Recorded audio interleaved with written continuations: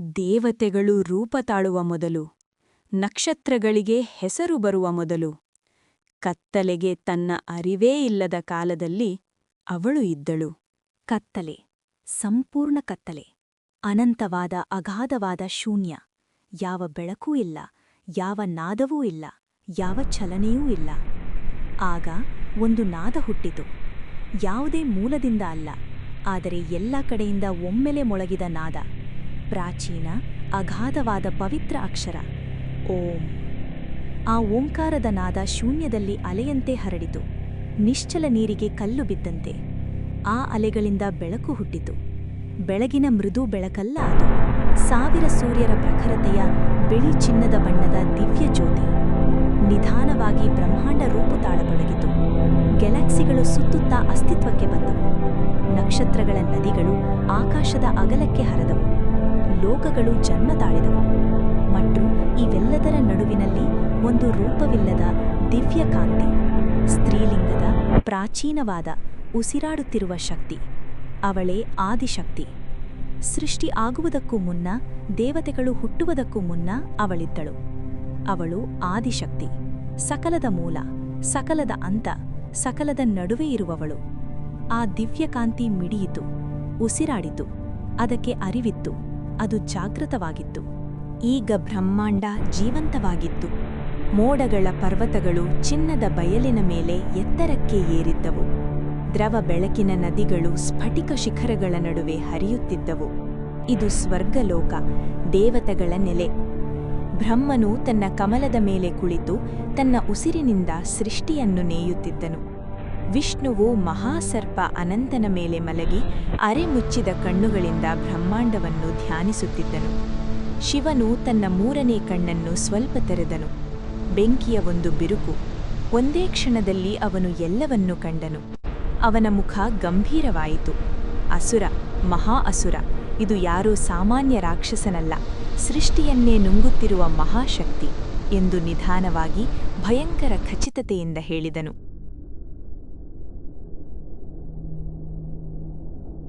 ಭೂಮಿ ಮತ್ತು ಬೆಂಕಿಯ ಪದರಗಳನ್ನು ದಾಟಿ ನಾವು ಸಂಪೂರ್ಣ ಭಯದ ಲೋಕಕ್ಕೆ ಇಳಿಯುತ್ತೇವೆ, ಪಾತಾಳ ಲೋಕ. ಅಲ್ಲಿ ಮೂಳೆಗಳ ಮತ್ತು ಸಾಯುತ್ತಿರುವ ನಕ್ಷತ್ರಗಳ ಸಿಂಹಾಸನದ ಮೇಲೆ ಕುಳಿತಿದ್ದನು ಮಹಾಮಾರಿ. ರೋಗ, ಪ್ಲೇಗು ಮತ್ತು ಮಹಾವಿನಾಶದ ರಾಕ್ಷಸ. ಅವನು ಅಗಾಧ. ಅವನ ರೂಪ ಘನ ಮತ್ತು ಹೊಗೆಯ ನಡುವೆ ಬದಲಾಗುತ್ತಿತ್ತು. ಅವನ ಕಣ್ಣುಗಳು ರೋಗದ ಕೆಂಪು ಬೆಳಕಿನ ಖಾಲಿ ಬಿಲಗಳು. ಅವನ ಪ್ರತಿ ಉಸಿರು ಪ್ಲೇಗು. ಅವನ ಸುತ್ತ ಕೀಳು ರಾಕ್ಷಸರ ಸೈನ್ಯ, ರಾಕ್ಷಸರು, ಪಿಶಾಚಿಗಳು, ಕೊಳೆತ ಮತ್ತು ನಾಶದ ಜೀವಿಗಳು ಅವನನ್ನು ಪೂಜಿಸುತ್ತಾ ಮಂಡಿಯೂರಿದ್ದರು. ಹಳ್ಳಿಗಳು ಸಾಯುತ್ತಿದ್ದವು, ನದಿಗಳು ವಿಷಮಯವಾಗಿದ್ದವು, ಬೆಳೆಗಳು ಒಣಗಿದ್ದವು, ಮಕ್ಕಳು ಬಿದ್ದು ನರಳುತ್ತಿದ್ದವು. ಮಹಾಮಾರಿ ಗಹಗಹಿಸಿ ನಕ್ಕನು. 1000 ರೋಗಗಳು ಒಮ್ಮೆಲೆ ಮಾತನಾಡಿದಂತಹ ನಗು. ದೇವತೆಗಳೇ, ನಿಮ್ಮ ಸೃಷ್ಟಿ ನನ್ನ ಮುಂದೆ ಬಾಳೆಯುತ್ತಿದೆ. ರೋಗ, ಸಾವು, ನಾಶ, ಇದು ನನ್ನ ರಾಜ್ಯ. ಈ ಲೋಕವೆಲ್ಲ ನನ್ನದು ಎಂದು ಅವನು ಘರ್ಜಿಸಿದನು. ಅವನ ನಗು ಬ್ರಹ್ಮಾಂಡದ ಅಡಿಪಾಯವನ್ನೇ ಅಲುಗಾಡಿಸಿತು. ಸ್ವರ್ಗದಲ್ಲಿ 3 ಮಹಾದೇವತೆಗಳು ಭಯಾನಕವಾಗಿ ನೋಡುತ್ತಿದ್ದರು. ಮಹಾಮಾರಿಯ ಕತ್ತಲೆ ಹರಡುತ್ತಿತ್ತು. ಅವನ ಪ್ಲೇಗು ದಿವ್ಯಲೋಕದತ್ತಲೂ ಏರತೊಡಗಿತ್ತು.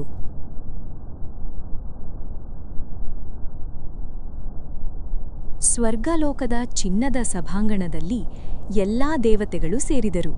ಇಂದ್ರ, ವಾಯು, ಅಗ್ನಿ, ವರುಣ, ಯಮ, ಬ್ರಹ್ಮಾಂಡದ ಮಹಾಶಕ್ತಿಗಳು ಒಂದೆಡೆ ನೆರೆದಿದ್ದವು. ಚಿನ್ನದ ಸಭಾಂಗಣ ಅವರ ಸಾಮೂಹಿಕ ಆತಂಕದಿಂದ ನಡುಗುತ್ತಿತ್ತು. ಬ್ರಹ್ಮನು ಮೊದಲು ಮಾತನಾಡಿದನು. ಈ ಮಹಾಮಾರಿ ದೇವತೆಗಳ ಶಕ್ತಿಯನ್ನೇ ಹೀರುತ್ತಿದ್ದಾನೆ. ನಮ್ಮ ಅಸ್ತ್ರಗಳು, ನಮ್ಮ ಶಸ್ತ್ರಗಳು ಎಲ್ಲವೂ ಅವನ ಮುಂದೆ ನಿರ್ಬಲ ಎಂದು ಅವನ ಧ್ವನಿ ಆತಂಕದಿಂದ ಕಂಪಿಸಿತು. ಇಂದ್ರನು ಹತಾಶೆಯಿಂದ ತನ್ನ ವಜ್ರಾಯುಧವನ್ನು ನೆಲಕ್ಕೆ ಅಪ್ಪಳಿಸಿದನು. ನನ್ನ ವಜ್ರದಿಂದ ಅವನ ಸ್ಪರ್ಶವೇ ಸಾಧ್ಯವಿಲ್ಲ. ಅವನು ನಮ್ಮ ಪ್ರತಿ ದಾಳಿಯಿಂದ ಕಲಿಯುತ್ತಿದ್ದಾನೆ, ಇನ್ನೂ ಬಲಶಾಲಿಯಾಗುತ್ತಿದ್ದಾನೆ ಎಂದು ಕೂಗಿದನು. ಯಮನು, ಸಾವಿನ ದೇವತೆಯೇ, ನಡುಗುವ ಧ್ವನಿಯಲ್ಲಿ ಹೇಳಿದನು. ಸಾವಿನ ದೇವತೆಯಾದ ನಾನು ಅವನ ಮುಂದೆ ನಡುಗುತ್ತಿದ್ದೇನೆ. ಅವನು ಸಾವನ್ನೇ ನುಂಗುತ್ತಿದ್ದಾನೆ. ಮೌನ, ಭಾರವಾದ, ಭಯಂಕರವಾದ ಮೌನ. ಆಗ ಶಿವನು ಮಾತನಾಡಿದನು. ಮೆಲ್ಲನೆ, ಆದರೆ ಅವನ ಧ್ವನಿ ಸಮಸ್ತ ಸೃಷ್ಟಿಯನ್ನೇ ತುಂಬಿತು. ಒಬ್ಬಳೇ ಅವನನ್ನು ನಿಲ್ಲಿಸಬಲ್ಲಳು ಎಂದು ಹೇಳಿದನು. ಪ್ರತಿಯೊಬ್ಬ ದೇವತೆಯೂ ಅವನ ಕಡೆ ತಿರುಗಿದರು.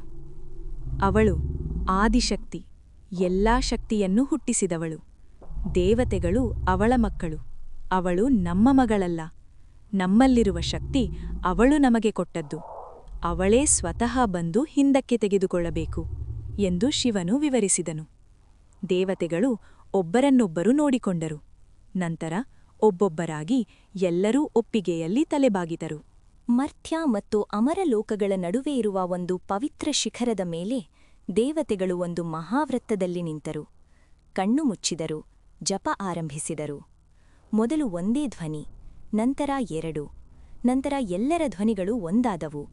ಪವಿತ್ರ ನಾದದ ಮಹಾತರಂಗವಾಗಿ ಬ್ರಹ್ಮಾಂಡಕ್ಕೆ ಏರಿತು. ಆದಿಶಕ್ತಿ, ಆದಿಶಕ್ತಿ, ಆದಿಶಕ್ತಿ, ನಮೋ ನಮಃ. ಸರ್ವಮಂಗಳ ಮಾಂಗಲ್ಯೆ ಶಿವೇ ಸರ್ವಾರ್ಥ ಸಾಧಿಕೆ.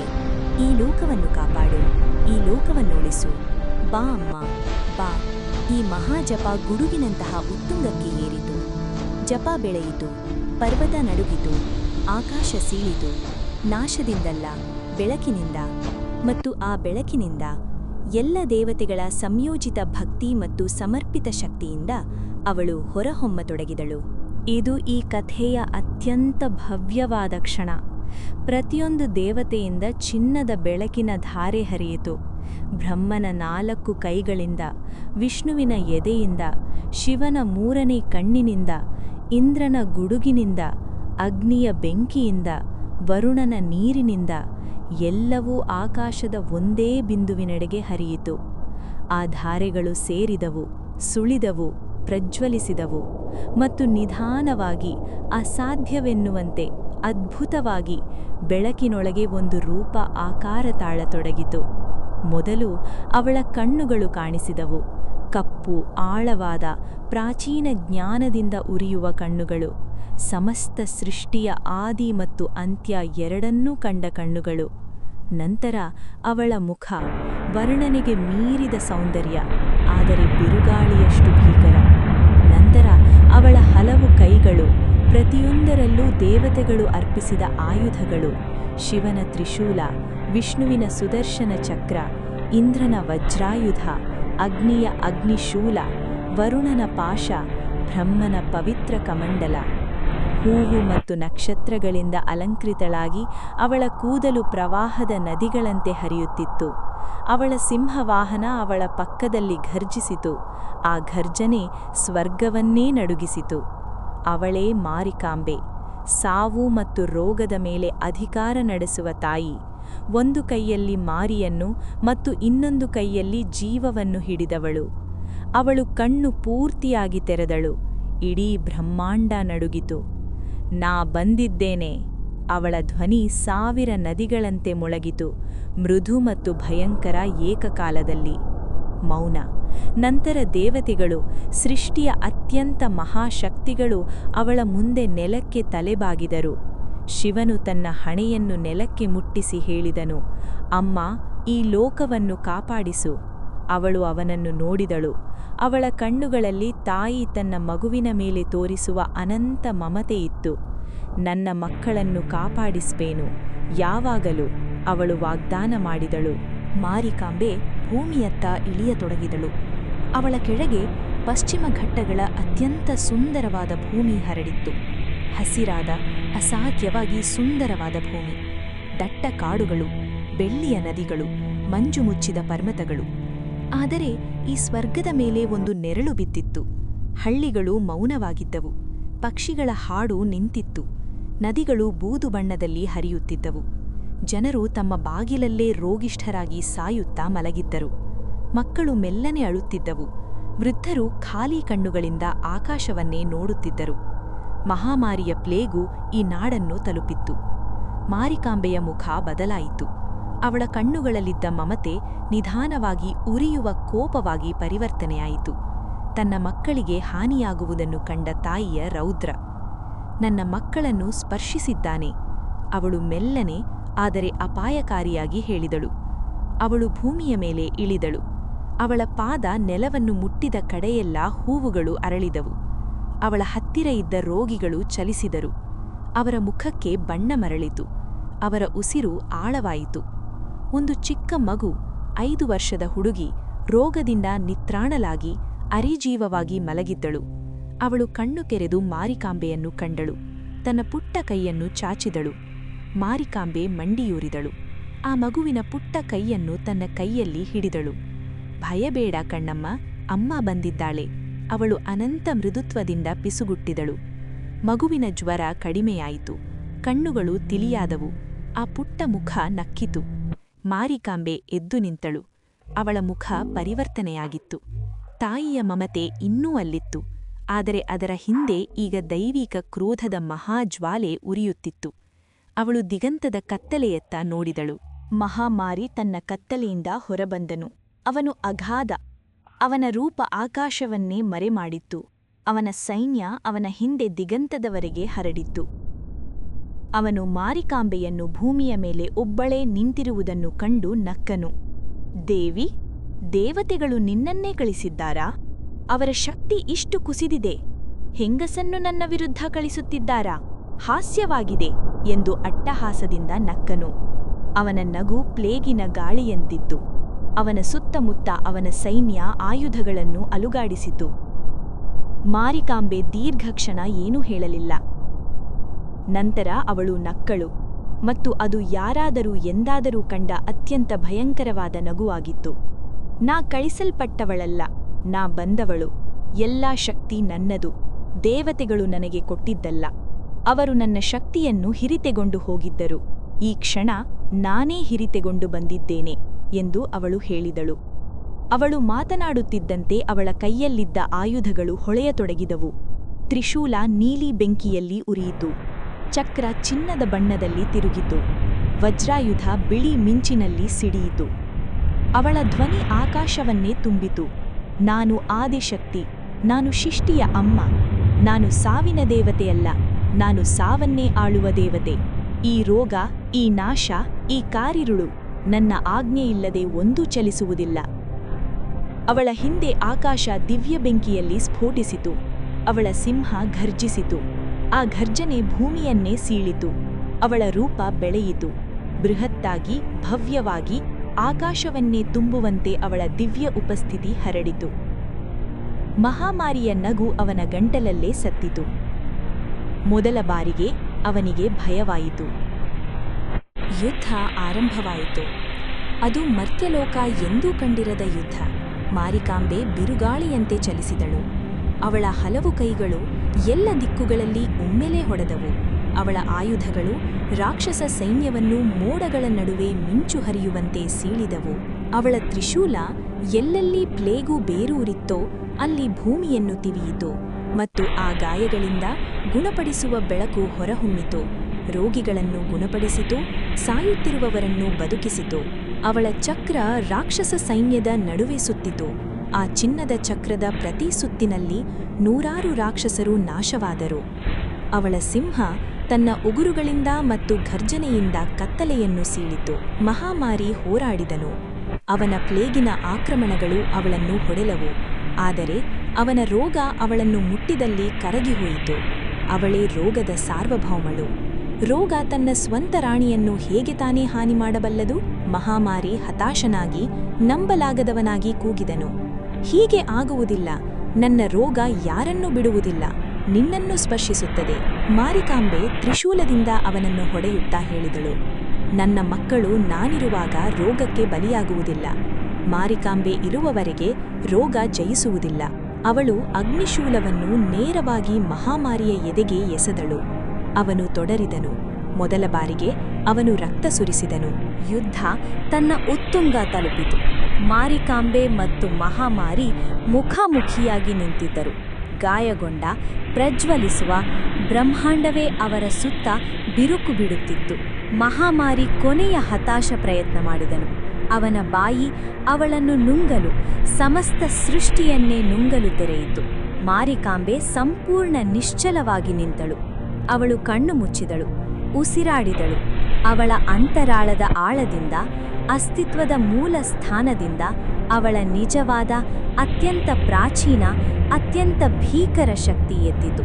ಇದು ಆಯುಧಗಳ ಶಕ್ತಿಯಲ್ಲ, ಇದು ಸೃಷ್ಟಿಯ ಶಕ್ತಿ. ದೇವತೆಗಳಿಗಿಂತ ಮುನ್ನ, ರಾಕ್ಷಸರಿಗಿಂತ ಮುನ್ನ, ಬ್ರಹ್ಮಾಂಡಕ್ಕಿಂತ ಮುನ್ನ ಇದ್ದ ಶಕ್ತಿ. ಅವಳು ಕಣ್ಣು ತೆರೆದಳು. ಈಗ ಅವಳ ಕಣ್ಣುಗಳು ಭೀಕರವಾಗಿರಲಿಲ್ಲ, ಅವು ಶಾಂತವಾಗಿದ್ದವು, ಅನಂತವಾಗಿ, ಭಯಂಕರವಾಗಿ ಶಾಂತ.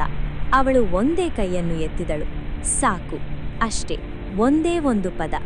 ದೈವಿಕ ಅಧಿಕಾರದ ಅತ್ಯಂತ ಆಳದಿಂದ ಹೊರಟ ಆ ಪದ ಮಹಾಮಾರಿಯನ್ನು ಸಮಸ್ತ ಸೃಷ್ಟಿಯ ಬಲದಂತೆ ಹೊಡೆಯಿತು. ಅವನು ಚೂರಾದನು. ದೊಡ್ಡ ನಾಟಕವೇನೂ ಇರಲಿಲ್ಲ, ಸ್ಫೋಟವಿಲ್ಲ. ಅವನು ಸುಮ್ಮನೆ ಕರಗಿ ಹೋದನು. ಅವನ ಕತ್ತಲೆ ಗಾಳಿಯಲ್ಲಿ ಹೊಗೆಯಂತೆ ಚದರಿತು. ಅವನ ಸೈನ್ಯ ಬೂದಿಯಾಯಿತು.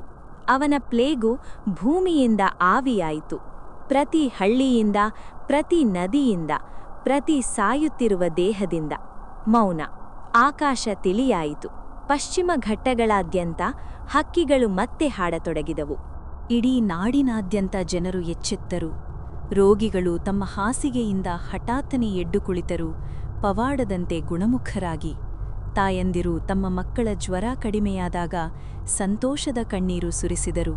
ವೃದ್ಧರು ತಮ್ಮ ಕೈಗಳನ್ನು ನೋಡಿಕೊಂಡು ಆರೋಗ್ಯದ ಬಣ್ಣ ಮರಳಿದುದನ್ನು ಕಂಡರು. ನದಿಗಳು ಮತ್ತೆ ತಿಳಿನೀರಲ್ಲಿ ಹರಿದವು. ಸುಟ್ಟ ಭೂಮಿಯಲ್ಲಿ ಹೂವುಗಳು ಅರಳಿದವು. ಪಶ್ಚಿಮ ಘಟ್ಟಗಳ ಕಾಡುಗಳು ಹಕ್ಕಿಗಳ ಸಂಗೀತದಿಂದ ಸ್ಫೋಟಿಸಿದವು. ಮಾರಿಕಾಂಬೆ ತಾನು ಗುಣಪಡಿಸಿದ ನಾಡಿನಲ್ಲಿ ನಡೆದಳು, ಮೆಲ್ಲನೆ, ಸೌಮ್ಯವಾಗಿ, ಇಲ್ಲೊಂದು ಮರವನ್ನು ಮುಟ್ಟುತ್ತಾ, ಅಲ್ಲೊಂದು ನದಿಯ ನೀರನ್ನು ಸ್ಪರ್ಶಿಸುತ್ತಾ. ಅವಳೀಗ ರಣರಂಗದ ಭೀಕರ ಯೋಧೆಯಾಗಿರಲಿಲ್ಲ. ಅವಳು ತನ್ನ ಮನೆಯಲ್ಲಿ ನಡೆಯುತ್ತಿರುವ ತಾಯಿ.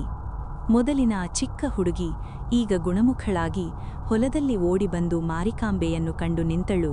ವಿಶಾಲವಾದ, ಭಯವಿಲ್ಲದ ಕಣ್ಣುಗಳಿಂದ ಅವಳನ್ನು ದಿಟ್ಟಿಸಿದಳು. ಮಾರಿಕಾಂಬೆ ನಕ್ಕಳು. ನೀವು ದೇವತೆ ಎಂದು ಮಗು ಕೇಳಿತು. ಮಾರಿಕಾಂಬೆ ಮಗುವಿನ ಎತ್ತರಕ್ಕೆ ಮಂಡಿಯೂರಿ ಹೇಳಿದಳು, ನಾನು ನಿನ್ನ ಅಮ್ಮ.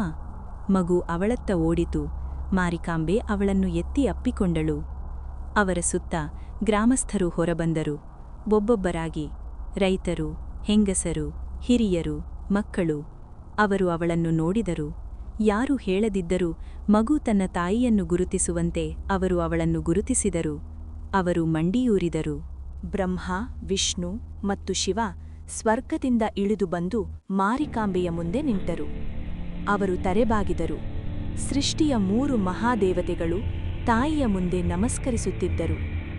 ಬ್ರಹ್ಮ ಹೇಳಿದನು, ಅಮ್ಮ, ನೀವು ಸೃಷ್ಟಿಯನ್ನು ಉಳಿಸಿದ್ದೀರಿ. ವಿಷ್ಣು ಹೇಳಿದನು, ನಾವು ನಿಮ್ಮನ್ನು ಕಾಯಬಲ್ಲವರಲ್ಲ, ನೀವೇ ನಮ್ಮನ್ನು ಕಾಯುತ್ತೀರಿ. ಶಿವನು ಆಳವಾದ ಗೌರವದಿಂದ ಹೇಳಿದನು, ಈ ಭೂಮಿಯನ್ನು ಬಿಡಬೇಡಿಯಮ್ಮ, ಈ ಮಕ್ಕಳಿಗೆ ನೀವು ಬೇಕು, ಯಾವಾಗಲೂ. ಮಾರಿಕಾಂಬೆ ಸುತ್ತಲಿನ ನಾಡನ್ನು ನೋಡಿದಳು. ಹಸಿರು ಬೆಟ್ಟಗಳು, ಬೆಳ್ಳಿಯ ನದಿಗಳು, ಪಶ್ಚಿಮ ಘಟ್ಟಗಳ ತೆರೆದ ಆಕಾಶ. ನೆರೆದಿದ್ದ ಜನರನ್ನು ನೋಡಿದಳು. ಅವಳು ತನ್ನ ನಿರ್ಧಾರ ಮಾಡಿದಳು, ನಾನು ಈ ನೆಲೆಯನ್ನು ಬಿಡುವುದಿಲ್ಲ. ಈ ಮಕ್ಕಳು ನನ್ನ ಮಕ್ಕಳು, ಈ ಮಣ್ಣು ನನ್ನ ಮಣ್ಣು. ನಾನು ಇಲ್ಲಿಯೇ ಇರುತ್ತೇನೆ, ಯಾವಾಗಲೂ. ನನ್ನ ಹೆಸರಿನಲ್ಲಿ ಕರೆದವರಿಗೆ ನಾನು ಅವರ ಹೃದಯದಲ್ಲಿರುತ್ತೇನೆ ಎಂದು ಅವಳು ಹೇಳಿದಳು. ದೇವತೆಗಳು ಕೊನೆಯ ಬಾರಿಗೆ ತಲೆಬಾಗಿದರು. ಜನರು ಸಂತೋಷದ ಕಣ್ಣೀರು ಸುರಿಸಿದರು. ಜನಸಮೂಹದ ನಡುವಿನಿಂದ ಒಬ್ಬ ಭಕ್ತ ಮುಂದೆ ಬಂದನು. ಸಾಮಾನ್ಯ ರೈತ, ವಿನಮ್ರ ಮನುಷ್ಯ. ಅವನ ಹೆಸರು ಕೇಶವ. ಅವನ ಮುಖದಿಂದ ಕಣ್ಣೀರು ಹರಿಯುತ್ತಿತ್ತು. ನಡುಗುತ್ತಾ ಅವನು ಹೇಳಿದನು, ಅಮ್ಮ, ನೀವು ಇಲ್ಲಿಯೇ ಇರಬೇಕು, ಯಾವಾಗಲೂ. ನಿಮಗೊಂದು ನೆಲೆ ಇರುವುದಾದರೆ ನಾವು ನಿಮ್ಮನ್ನು ನೋಡಲು ಬರಬಹುದು, ನಿಮ್ಮ ಪಾದವನ್ನು ಮುಟ್ಟಬಹುದು. ಅನುಮತಿ ಕೊಡಿಯಮ್ಮ. ಮಾರಿಕಾಂಬೆ ಅವನ ತಲೆಯ ಮೇಲೆ ಕೈಯಿಟ್ಟಳು. ಚಿನ್ನದ, ಪ್ರಾಚೀನವಾದ, ಸೃಷ್ಟಿಯ ಆರಂಭದ ಸೂರ್ಯಕಿರಣದಂತಹ ಬೆಚ್ಚನೆಯ ಶಕ್ತಿ ಅವನ ಮೂಲಕ ಹರಿಯಿತು. ಕಟ್ಟು ಕಣ್ಣ, ನಿನ್ನ ಭಕ್ತಿಯಷ್ಟು ದೊಡ್ಡದಾಗಿ ಕಟ್ಟು, ನಾನು ಅಲ್ಲಿ ಇರುತ್ತೇನೆ ಎಂದು ಅವಳು ಹೇಳಿದಳು. ರೈತ ಎದ್ದು ನಿಂತನು. ಅವನ ಕಣ್ಣುಗಳು ತಿಳಿಯಾಗಿದ್ದವು. ಅವನು ಸುತ್ತಲಿನ ಜನರ ಕಡೆ ತಿರುಗಿ ಬಲವಾದ ಧ್ವನಿಯಲ್ಲಿ ಕೂಗಿದನು, ಕೇಳಿದಿರಾ? ಅಮ್ಮ ಹೇಳುತ್ತಾಳೆ, ನಾವು ಅವರಿಗೊಂದು ಮನೆಯನ್ನು ಕಟ್ಟಬೇಕು, ಪ್ರಾರಂಭಿಸೋಣ. ಜನರು ಸಂತೋಷದ ಘೋಷಣೆಯಲ್ಲಿ ಹರ್ಷೋದ್ಗಾರ ಮಾಡಿದರು. ಮತ್ತು ನಂತರ ಕಾಲ ಹರಿಯಿತು. ಋತುಗಳು ಬದಲಾದವು. ಪುರುಷರು ನದೀತಳದಿಂದ ಬೃಹತ್ ಕಲ್ಲುಗಳನ್ನು ಹಾಡುತ್ತಾ ಹೊತ್ತುಕೊಂಡು ಬಂದರು. ಮಹಿಳೆಯರು ದೀಪದ ಬೆಳಕಿನಲ್ಲಿ ಕಲ್ಲಿನ ಗೋಡೆಗಳ ಮೇಲೆ ಸೂಕ್ಷ್ಮವಾದ ಕೆತ್ತನೆ ಮಾಡಿದರು. ಮಕ್ಕಳು ಕೆಲಸಗಾರರಿಗಾಗಿ ಹೂವು ಮತ್ತು ನೀರನ್ನು ಒಯ್ದರು. ಮಳೆ ಬಂದಿತು, ಹೋಯಿತು. ಬೆಳೆಗಳು ಚಿನ್ನದಂತೆ ಹಣ್ಣಾದವು. ದೇಗುಲ ಬೆಳೆಯಿತು. ಕಲ್ಲಿನ ಮೇಲೆ ಕಲ್ಲು, ಗೋಡೆಯ ಮೇಲೆ ಗೋಡೆ, ಕಂಬದ ಮೇಲೆ ಕಂಬ. ತಲೆಮಾರಿನ ನಂತರ ತಲೆಮಾರು, ತಂದೆಯಿಂದ ಮಗನಿಗೆ, ತಾಯಿಯಿಂದ ಮಗಳಿಗೆ ಈ ಕೆಲಸ ಮುಂದುವರೆಯಿತು. ಕೊನೆಗೆ ದೇವಾಲಯ ನಿಂತಿತು, ಪೂರ್ಣವಾಗಿ, ಬೆಳಗಿನ ಚಿನ್ನದ ಬೆಳಕಿನಲ್ಲಿ ಪ್ರಕಾಶಮಾನವಾಗಿ. ಗರ್ಭಗೃಹದಲ್ಲಿ ಮಾರಿಕಾಂಬೆಯ ಮೂರ್ತಿ, ಹೊಳೆಯುವ, ಶಕ್ತಿಶಾಲಿ, ಭವ್ಯ, ಚಿನ್ನ ಮತ್ತು ಹೂವುಗಳಿಂದ ಮತ್ತು ತಲೆಮಾರುಗಳ ಸಂಚಿತ ಪ್ರೀತಿಯಿಂದ ಅಲಂಕೃತ. ಕೇಶವ ಈಗ ವೃದ್ಧ ಮೂರ್ತಿಯ ಮುಂದೆ ನಿಂತನು. ಮೊದಲ ಪೂಜೆ ನಡೆಯಿತು. ಗಂಟೆಗಳು ಮೊಳಗಿದವು. ಕರ್ಪೂರದ ಜ್ಯೋತಿ ಬೆಳಗಿತು. ಹೂವು ಮತ್ತು ಊದುಬತ್ತಿಯ ಪರಿಮಳ ಗಾಳಿಯನ್ನು ತುಂಬಿತು. ಆರತಿಯ ಬೆಳಕು ಮೂರ್ತಿಯ ಮುಂದೆ ಮೇಲೇರಿದಾಗ ಒಂದೇ ಕ್ಷಣ ಮೂರ್ತಿ ಉಸಿರಾಡಿದಂತೆ ಕಂಡಿತು. ಕಣ್ಣುಗಳು ಹೊಳೆದಂತೆ ಕಂಡವು. ಕೇಶವ ಅದನ್ನು ನೋಡಿದನು. ಅವನ ವೃದ್ಧ ದೇಹ ನಡುಗಿತು. ಕಣ್ಣುಗಳು ಕಣ್ಣೀರಿನಿಂದ ತುಂಬಿದವು. ಬಂದೆ ಅಮ್ಮ, ನೀವು ಬಂದೆ, ಅವನು ಪಿಸುಗುಟ್ಟಿದನು. ಒಂದು ಬೆಚ್ಚನೆಯ ಶಕ್ತಿ ದೇವಾಲಯವನ್ನು ತುಂಬಿತು. ಮೃದು, ಪ್ರಾಚೀನ, ಅಪಾರ. ನಾನು ಯಾವಾಗಲೂ ಹೋಗಲಿಲ್ಲ ಕಣ್ಣ, ನೀವು ಕರೆದಾಗ ನಾನು ಇಲ್ಲಿಯೇ ಇರ್ತೇನೆ, ಯಾವಾಗಲೂ. ಅವಳ ಧ್ವನಿ ಎಲ್ಲೆಡೆ ಮತ್ತು ಎಲ್ಲೂ ಇಲ್ಲದಂತೆ ಪಿಸುಗುಟ್ಟಿತು. ವೃದ್ಧನ ಕಣ್ಣಿನಿಂದ ಕಣ್ಣೀರು ಹರಿಯಿತು. ಅವನು ತಲೆಬಾಗಿದನು. ಗಂಟೆಗಳು ಮೊಳಗುತ್ತಲೇ ಇದ್ದವು. ಶತಮಾನಗಳು ಕಳೆದವು. ಸಿರಸಿಯ ಬೀದಿಗಳು ಬಣ್ಣ, ನಾದ ಮತ್ತು ಭಕ್ತಿಯ ಮಹೋತ್ಸವದಲ್ಲಿ ಸ್ಫೋಟಿಸಿದವು. ಲಕ್ಷಾಂತರ ಜನರು, ಮಾನವತೆಯ ಸಾಗರ, ಬೀದಿಗಳಲ್ಲಿ ಒತ್ತೊತ್ತಾಗಿ ಹರಿಯುತ್ತಿದ್ದರು. ಡೋಲು ಬಡಿಯುತ್ತಿತ್ತು. ನಾದಸ್ವರ ಮೊಳಗುತ್ತಿತ್ತು. ಹೂವುಗಳು ಎಸೆಯಲ್ಪಡುತ್ತಿದ್ದವು. ದೀಪಗಳು ಪ್ರಜ್ವಲಿಸುತ್ತಿದ್ದವು. ಮಾರಿಕಾಂಬೆಯ ಮಹಾರಥೋತ್ಸವ. ಬೃಹತ್ ರಥ ಸಾವಿರಾರು ಭಕ್ತರಿಂದ ಎಳೆಯಲ್ಪಡುತ್ತಿತ್ತು. ಚಿನ್ನ ಮತ್ತು ಹೂವಿನಿಂದ ಅಲಂಕೃತವಾಗಿ ಮಧ್ಯಾಹ್ನದ ಬಿಸಿಲಿನಲ್ಲಿ ಪ್ರಕಾಶಮಾನವಾಗಿ ಹೊಳೆಯುತ್ತಿತ್ತು. ಅದರ ಮೇಲೆ ದೇವಿ, ಅಲಂಕೃತಳು, ಪ್ರಕಾಶಮಾನಳು, ಹಾಜರಿದ್ದಳು. ಜನಸಮೂಹದಲ್ಲಿ ಒಬ್ಬ ಯುವತಿ, ಕಣ್ಣೀರು ಹರಿಯುತ್ತಿರುವ ಮುಖ, ರಥದ ಕಡೆಗೆ ಕೈ ಚಾಚಿದಳು. ಅವಳು ಅನಾರೋಗ್ಯದಲ್ಲಿದ್ದಳು. ಬಹುದೂರದಿಂದ ಬಂದಿದ್ದಳು. ಹರಕೆಯಾಗಿ ಬರಿಗಾಲಲ್ಲಿ ನಡೆದುಕೊಂಡು ಬಂದಿದ್ದಳು. ರಥ ಅವಳನ್ನು ದಾಟಿದಾಗ ದೇವಿಯ ಹೂಮಾಲೆಯಿಂದ ಒಂದು ಹೂವು ಬಿತ್ತು, ನೇರವಾಗಿ ಅವಳ ಚಾಚಿದ ಕೈಗೆ. ಅವಳು ಅದನ್ನು ನೋಡಿದಳು. ನಂತರ ಅವಳು ಸಂಪೂರ್ಣವಾಗಿ ಕುಸಿದಳು, ಅಳುತ್ತಾ, ನಗುತ್ತಾ, ಭಾವೋದ್ವೇಗದಿಂದ ಹೊರಹೊಮ್ಮಿ. ಅವಳ ಸುತ್ತ ಅಪರಿಚಿತರು ಕೈಚಾಚಿ ಅವಳನ್ನು ಹಿಡಿದರು. ಅವಳ ಸಂತೋಷವನ್ನು ಹಂಚಿಕೊಂಡರು. ಏಕೆಂದರೆ ಇಲ್ಲಿ, ಈ ಕ್ಷಣದಲ್ಲಿ ಅವರು ಅಪರಿಚಿತರಾಗಿರಲಿಲ್ಲ. ಅವರೆಲ್ಲ ಒಬ್ಬಳೇ ತಾಯಿಯ ಮಕ್ಕಳು. ಅವಳು ರೂಪ ತಾಳಿದಳು, ಆದರೂ ಅವಳು ಎಂದಿಗೂ ಹೋಗಲಿಲ್ಲ. ದೇವತೆಗಳಿಗಾಗಿ ಅವಳು ಹುಟ್ಟಿದಳು, ಆದರೂ ಅವಳು ಜಗತ್ತಿನವಳು. ಅವಳು ಈ ನೆಲೆಯ ಮಣ್ಣಿನಲ್ಲಿರುತ್ತಾಳೆ, ಈ ಗಾಳಿಯಲ್ಲಿರುತ್ತಾಳೆ, ಈ ನೀರಿನಲ್ಲಿರುತ್ತಾಳೆ, ನಿನ್ನ ಉಸಿರಿನಲ್ಲಿಯೂ ಇರುತ್ತಾಳೆ. ನಿನ್ನ ಹೆಸರಿನಲ್ಲಿ ಕರೆದಾಗ ಅವಳು ಕೇಳುತ್ತಿರುತ್ತಾಳೆ. ಯಾವಾಗಲೂ, ಏನೇ ಆಗಲಿ, ಅವಳು ನಿನ್ನ ಅಮ್ಮ. ಮಾರಿಕಾಂಬ, ಶಾಶ್ವತ ಅಮ್ಮ. ಘಂಟೆಗಳು ಮೊಳಗುತ್ತಲೇ ಇವೆ.